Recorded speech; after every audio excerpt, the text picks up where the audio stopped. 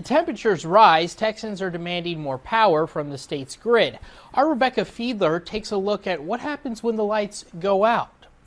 If you're anything like me, then you have probably been wondering what in the world you're going to do to protect yourself from heat illness should the power grid fail and we lose electricity.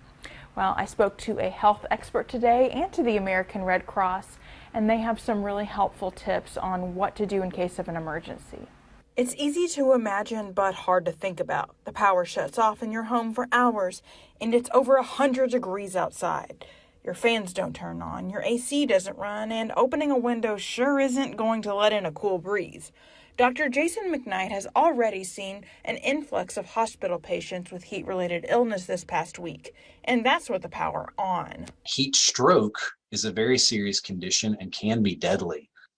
Common signs of that are the common, what everybody seems to know about, when you stop sweating. Also mental status changes. So, if you or someone becomes confused, non-responsive. Dr. McKnight says you should shut all your blinds and curtains to keep out the heat and make sure that heat isn't coming in through cracks under the doors.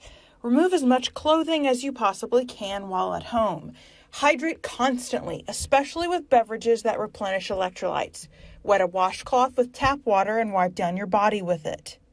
Dr. McKnight suggests that you actually increase your surface area by spreading your body out like this and lying as close as you can to the floor or even on the floor because heat tends to rise. American Red Cross coordinator A.J. Reynolds says it's important to check on your loved ones and neighbors and make sure they are safe.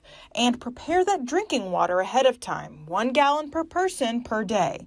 In the heat, water is probably number one, that you need to have water on hand. We typically say for about 72 hours and to stay hydrated, especially in the heat, you go through more water. Brazos County Emergency Management Coordinators say they are preparing for the worst, but it's impossible to know exactly how plans will unfold for stations like cooling shelters until it becomes clear which local buildings have power. Dr. McKnight says it's just important to recognize when your heat discomfort becomes a medical emergency. When you need medical attention is if you are feeling like you're going to pass out, if you are feeling so weak that you need assistance getting around, if you have stopped sweating, or if you're feeling confused or you notice someone that's very confused or non-responsive. One of the most important things you can do, according to the American Red Cross, is just to have a plan. Be prepared and know exactly what you're going to do if your power goes out.